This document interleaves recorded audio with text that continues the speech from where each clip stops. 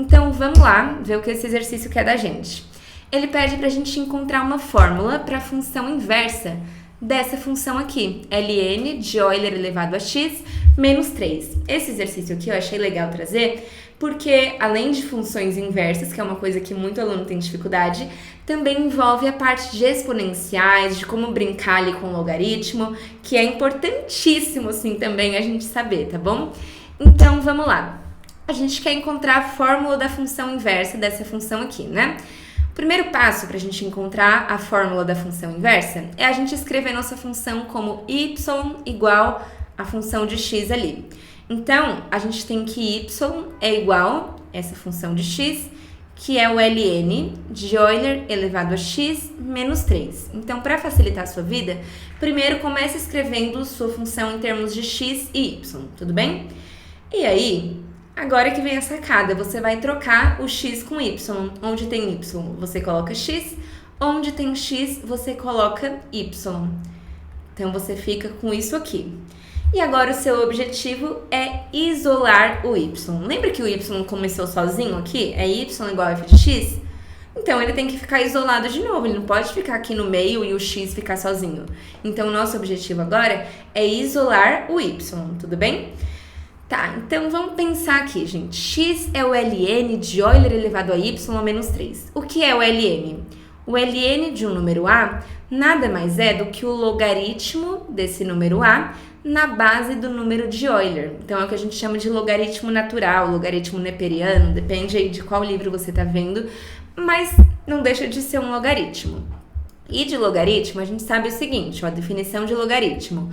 Se o log de um número a na base b é igual a c, esse c é o expoente que na base b resulta no número a. Tudo bem até aqui? Então, o resultado do logaritmo é um expoente. Onde esse expoente vai estar? Aqui na base. E b elevado a c vai resultar em quem? No logaritmando, que é esse número a.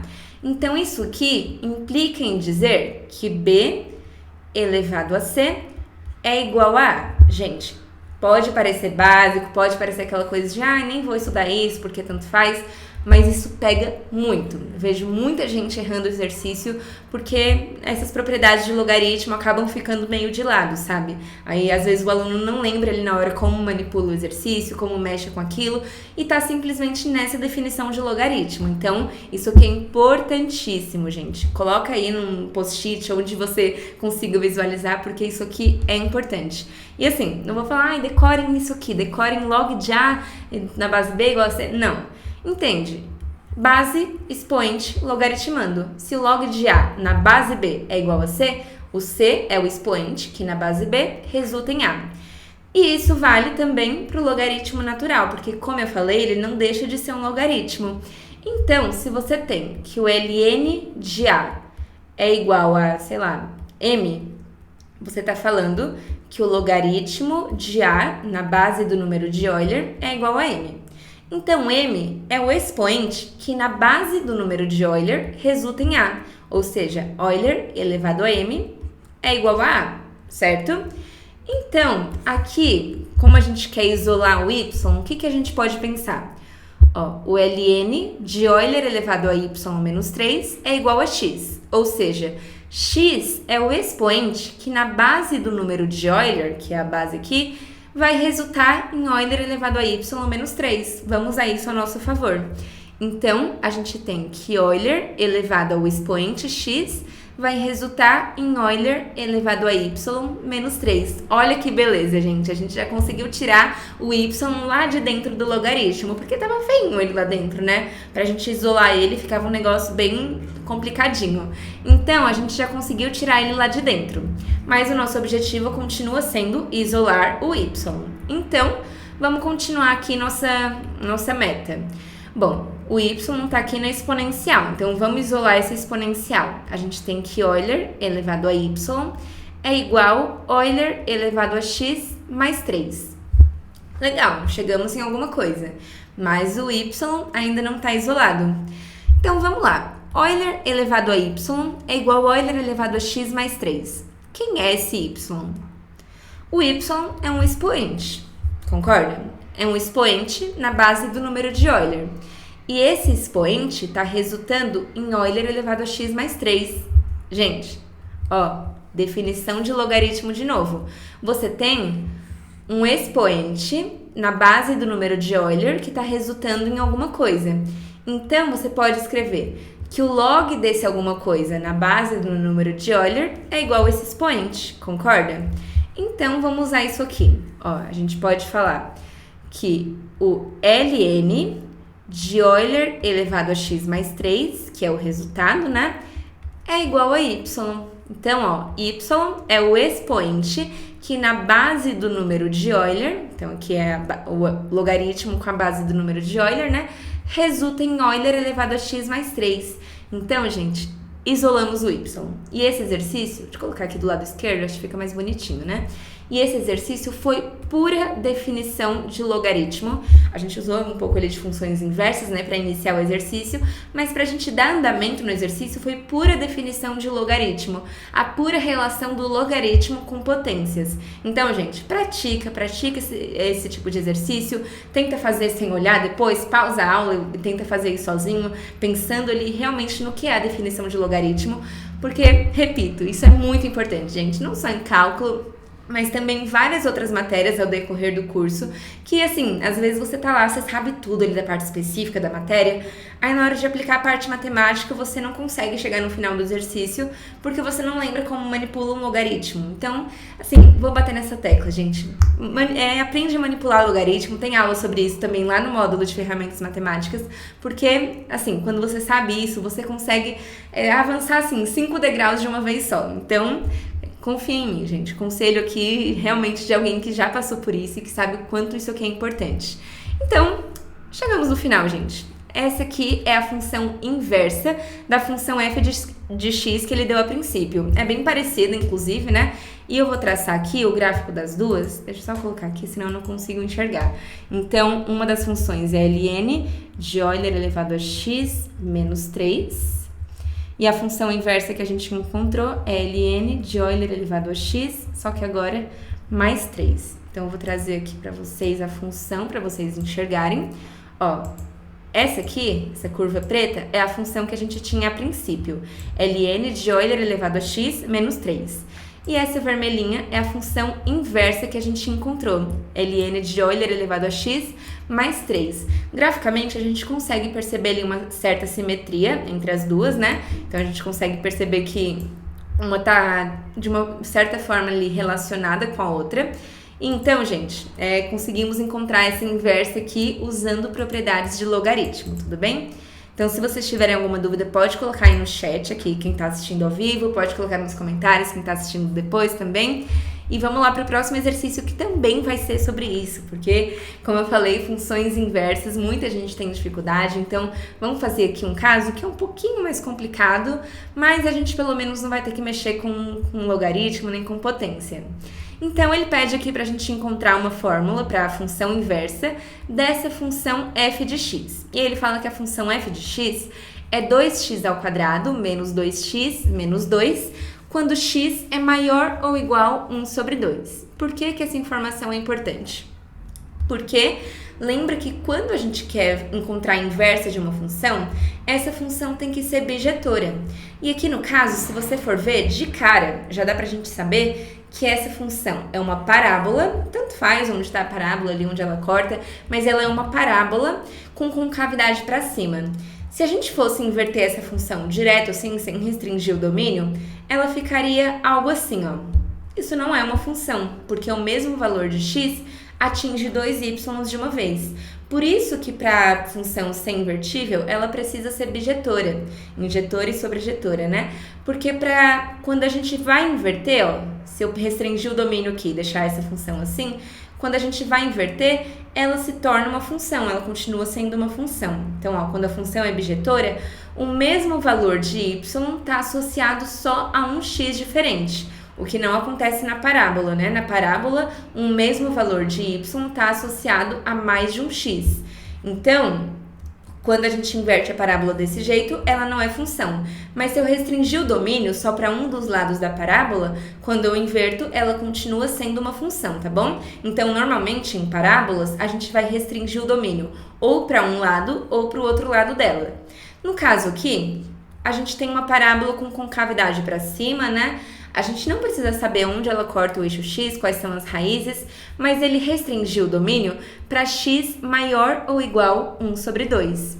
Então, provavelmente, a gente já pode imaginar aqui que 1 sobre 2 está aqui no vértice da nossa parábola, o x igual a 1 sobre 2, e, portanto, a gente está restringindo o domínio para a parte direita da nossa parábola, tudo bem?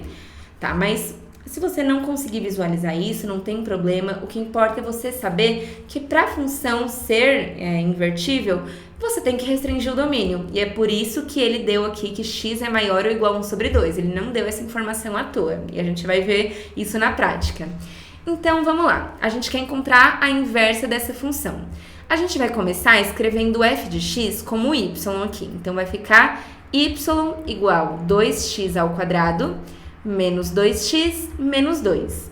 O próximo passo é a gente trocar o x com y. Onde tem y, coloca x. Onde tem x, coloca y. Então, x é igual a 2y ao quadrado menos 2y menos 2. Teca, como que a gente inverte isso aqui agora? A gente tem que isolar o y, gente. Porque lembra que o y está sempre isolado na função, quando ela é dada de forma explícita? Então, a gente tem que isolar esse y aqui. Como que a gente vai fazer isso? Ó, gente, no caso de funções quadráticas, vamos escrever ela assim, ó, 2y ao quadrado menos 2y menos 2 menos x igual a 0. Ou então, se você preferir, dá para colocar o menos em evidência aqui, aí fica menos 2 mais x, que é a mesma coisa, tá bom? Então, tanto faz a forma que você escrever. Então, ó, menos 2 menos x. Tá, por que eu fiz isso? Porque se a gente quer isolar o y, a gente tem que saber quais são os valores de y que satisfazem essa equação. Então, a gente cai numa equação do segundo grau aqui, que a gente pode encontrar a solução y usando Bhaskara. Ó, a gente tem alguma coisa vezes y ao quadrado, alguma coisa vezes y e um termo constante ali em relação a y, né? Então, menos 2 mais x, que não tem y nenhum envolvido. Então, vamos usar Bhaskara aqui. A gente tem que delta é b ao quadrado, então menos 2 ao quadrado, menos 4 vezes a vezes c, ou c é menos 2 mais x. Ó, toma cuidado com os sinais, tá bom, gente? Então, a gente tem menos 2 ao quadrado, dá 4, e aqui, menos com menos dá mais, 4 vezes 2 é 8, que multiplica 2 mais x. Teca, o delta vai ficar em função de x? Vai, gente, não tem problema, porque como o y, o que a gente quer encontrar, vai ser uma função, então realmente ele vai estar em função de x, tá bom? Então não se preocupa com isso, só continua. Então, a gente tem 4 mais 8 vezes 2, que é 16, mais 8 vezes x, que é 8x. E, portanto, o nosso delta é 8x mais 20. Encontramos o delta ali usando fórmula de Bhaskara, até aí nada fora do que a gente usa normalmente para resolver uma equação do segundo grau. Tá, se o delta é 8x mais 20, quais são as raízes y que satisfazem essa equação aqui? Y vai ser menos b, então menos 2, que dá mais 2, mais ou menos a raiz quadrada de delta, então a raiz quadrada de 8x mais 20 sobre 2 vezes a. Então, sobre 2 vezes 2, que é 4. Agora, vamos só dar uma simplificada nisso aqui antes de a gente pensar em quem é a nossa função inversa. Então, ó, 2 sobre 4 mais ou menos a raiz quadrada de 8x mais 20 sobre 4. Então, a gente separou aqui a soma que a gente tinha no numerador em duas frações diferentes. Então, 2 sobre 4, a gente pode dividir por 2 em cima e embaixo, fica 1 sobre 2. E aqui no 8x mais 20, olha só, tanto 8 quanto 20 são divisíveis por 4. Então, a gente pode colocar o 4 em evidência. Então, o 4 vai multiplicar 2x mais 5, certo? Ó, se você fizer a distributiva aqui, vai dar 8x mais 20 de qualquer forma. Só que aí, a gente sabe que a raiz quadrada da multiplicação é a multiplicação das raízes quadradas. Então, a gente consegue simplificar isso aqui mais ainda. Então, peraí. Então, a gente consegue simplificar aqui mais ainda, né, gente? Vai ficar a raiz quadrada de 4, que multiplica a raiz quadrada de 2x mais 5, tudo isso sobre 4. E a raiz quadrada de 4, a gente conhece, a gente sabe que ela vale 2. Então, aqui é 2. E, por fim, só para dar mais uma simplificada final aqui, a gente pode dividir por 2 em cima e embaixo para essa segunda fração também. Então, fica 1 sobre 2, mais ou menos a raiz quadrada de 2x mais 5, dividido por 2. Então, gente, essas aqui são as possibilidades que a gente tem de funções inversas. Por que mais ou menos? Lembra que a gente pode restringir nossa parábola tanto para a esquerda quanto para a direita? Cada um desses sinais está dando uma função inversa. Então, o sinal de mais está dando, por exemplo, se a gente restringir para a esquerda, e o sinal de menos está dando se a gente restringir para a direita. Então, quando a gente tem uma parábola, que a gente restringe o domínio dela, quando a gente vai encontrar a função inversa ali, a gente vai encontrar duas possibilidades, cada uma delas para uma inversa que a gente encontrar. Então, para uma inversa não, para um domínio que a gente restringir.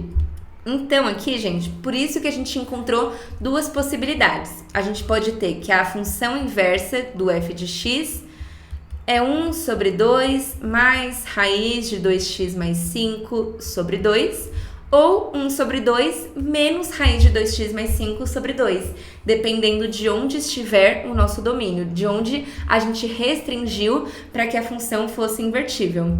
Eu vou mostrar isso graficamente para vocês também, tá bom? Mas então, vamos ver aqui.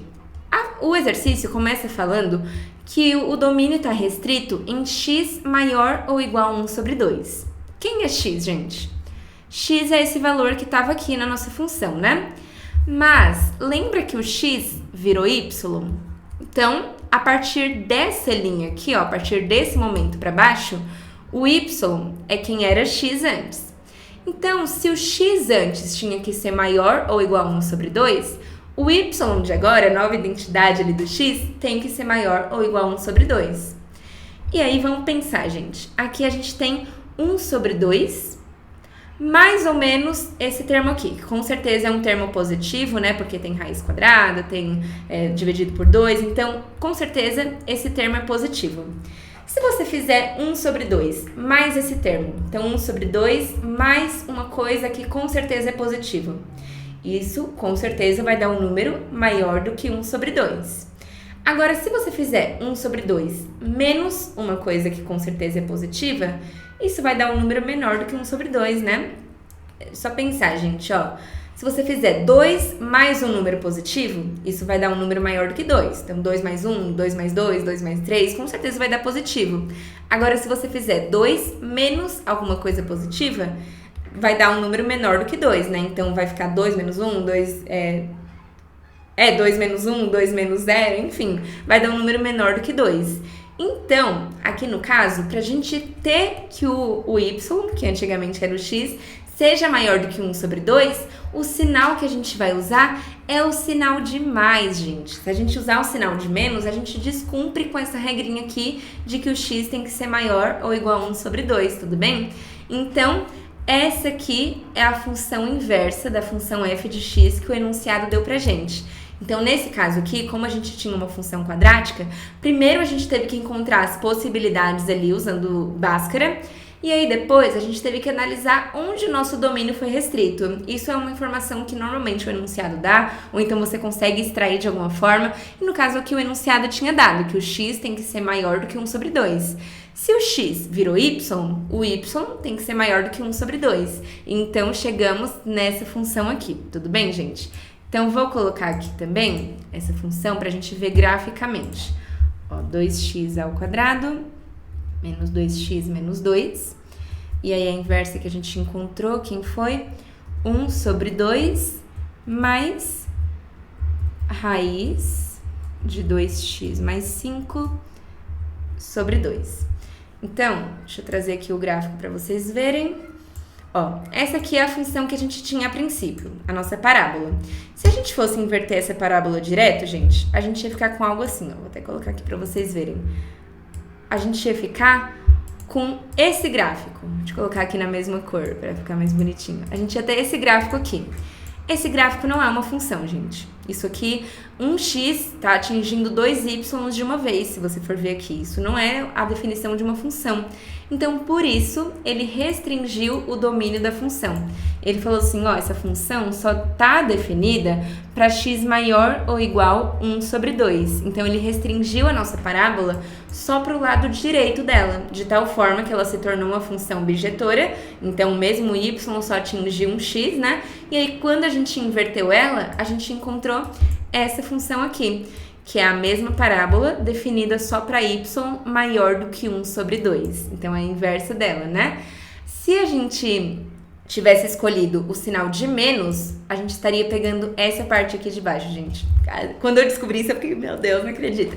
Mas a gente está pegando o outro lado da parábola, vai ser com outro sinal que a gente encontra ali. Então, lembra, mais ou menos, dão as duas possibilidades de inversas para aquela parábola. Se a gente restringisse aqui o domínio para x menor ou igual 1 sobre 2, esse aqui seria o lado da parábola que a gente estaria estudando e, portanto, a gente escolheria o sinal de menos, porque a gente pegaria x menor do que 0,5, tudo bem? Então, esse exercício é bem interessante também, gente. Eu recomendo a prática desse tipo de exercício para funções inversas, porque a gente consegue abstrair muita coisa ali, é bem legal.